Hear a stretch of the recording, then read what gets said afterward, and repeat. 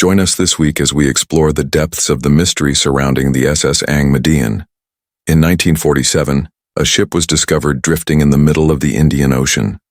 All of the crew members on board were found dead, but the ship was undamaged, and their bodies showed no signs of injuries. Welcome to Timeless Stories, where every tale is a journey through time.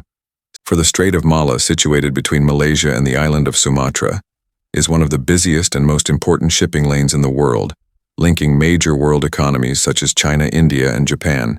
Around 260 ships pass through the strait, each day carrying approximately 1/4 of the world's traded goods. Its significance as the major logistical highway of the seas is matched only by its notoriety, not least because for centuries it was completely at the mercy of pirates. But because it is also one of the most congested shipping lanes in the world, it narrows to just 1.5 mi wide at the Phillips Channel, making it impassable for some of the largest vessels, and perhaps this is to their benefit, because there is of course another reason for the strait's unwelcome reputation over the last century. It has committed to the deep. More than 30 ships, roughly one every 3 to 4 years, and one such vessel, the SS Aang Medan, would meet with such a strange and violent end that it would unsettle seafarers for decades and ultimately pass into legends in June 1947. So the story goes, ships navigating the Strait of Malha received a peculiar SOS communication from a then unknown source transmitted in Morse code. The two-part letter provided a terrifying glimpse into the ship's predicament without identifying it or its location. It read, "All officers, including the captain, are dead, lying in chart room and bridge, possibly whole crew dead." This was followed only minutes later by a rather distressing conclusion which simply said, "I die." Nothing else was transmitted after this point, and authorities found themselves in a race against time to try and locate the ship in question.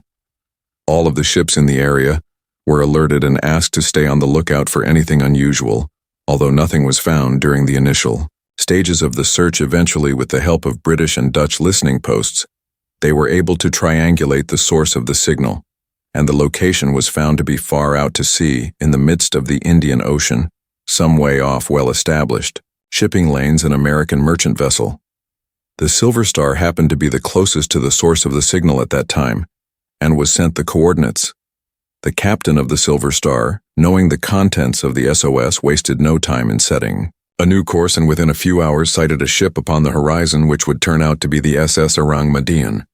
She did not appear to be under steam or any form of control, and by all accounts was said to be drifting aimlessly across the open ocean. Upon approach, several attempts were made to contact her crew, all of which resulted in failure. There were no signs of life to be seen anywhere, and it was becoming ominously apparent that something had befallen the ship and all those aboard.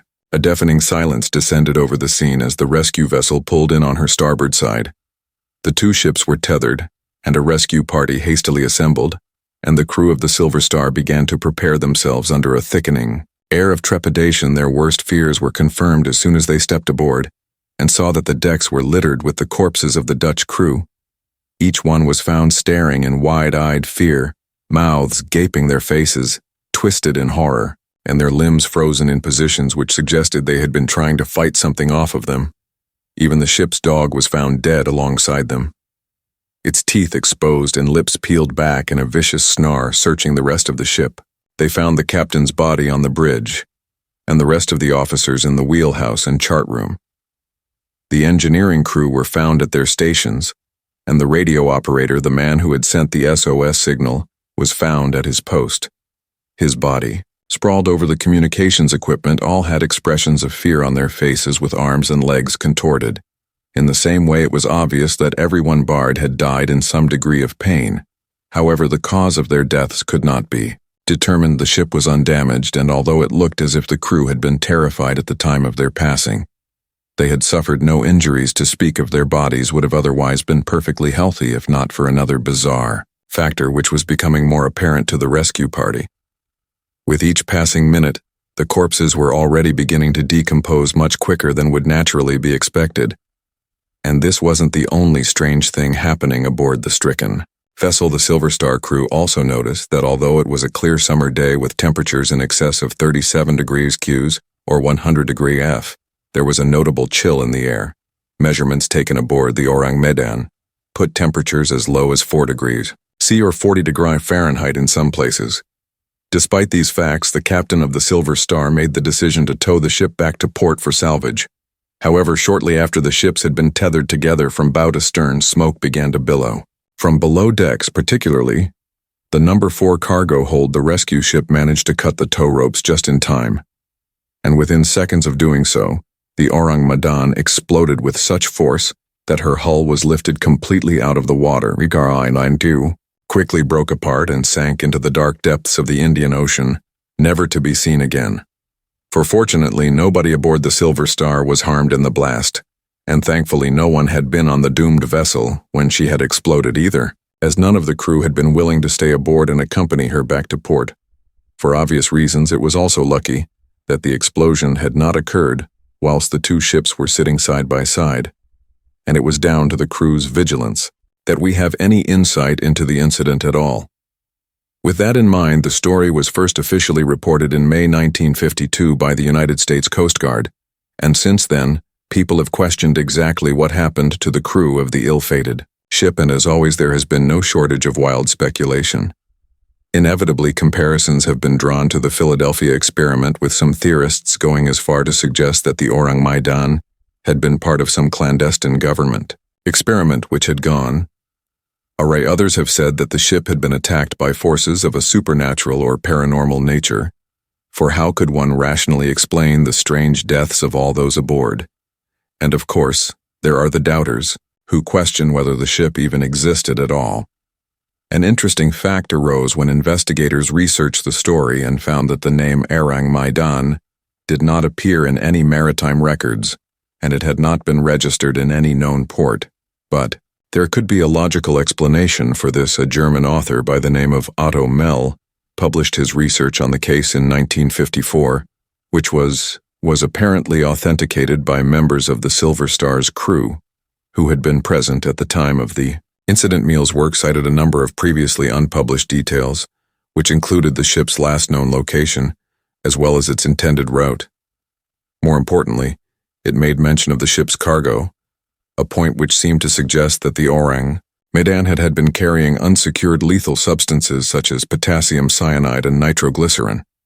If true, then this would have been seen by authorities as the height of negligence, and a ship carrying such a cargo would never have been allowed to leave port. It is for this reason that some believe Angan was involved in a smuggling operation, and was in fact another ship altogether, hastily renamed whilst at sea, in order to disguise her identity, hence not being registered anywhere. This could also explain why she had been so far off established shipping routes in order to avoid detection.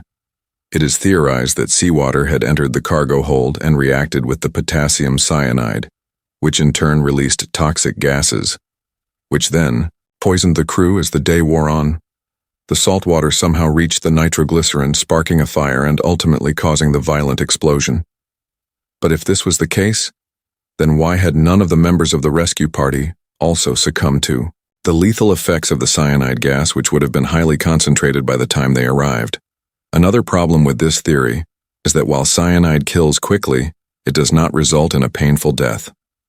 Why then had the bodies of the crew been contorted in both terror and pain? Other researchers have suggested that the ship was not carrying potassium cyanide at all, but another substance known as tabin is an extremely toxic nerve agent which had been mass-produced by the Germans in World War II too, and had been shared in large quantities with their Japanese allies during the post-war years. Following the defeat of the Axis forces, the Western allies were busy persuading German scientists to defect and procuring all sorts of enemy war assets, of which tabin would have been one.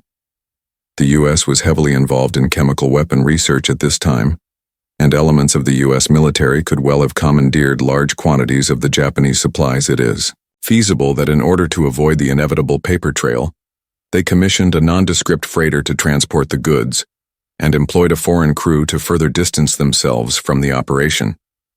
It is also worth mentioning that tabin has a very low persistence level, meaning that it would have completely dispersed by the time the rescue crew arrived.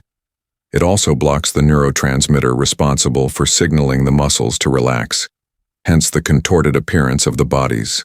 Although the Ourang Medan narrative cannot be proven or denied, it is probable that it is just another tall tale of the sea. However, the U.S. Coast Guard official seems to dispute this. Furthermore, there must be more to the issue than just fabrication because some experts have devoted more than 50 years of their lives to researching it. In the end, this story is over 50 years old and interest in further research has long since waned. If the Ourang Medan did exist, no one is searching for her. And unless someone finds her final resting place by accident or otherwise, we will never know the truth. It is not impossible that something more covert was happening, whether officially or unofficially. And this would also explain the lack of recorded evidence, as is often the case in such matters.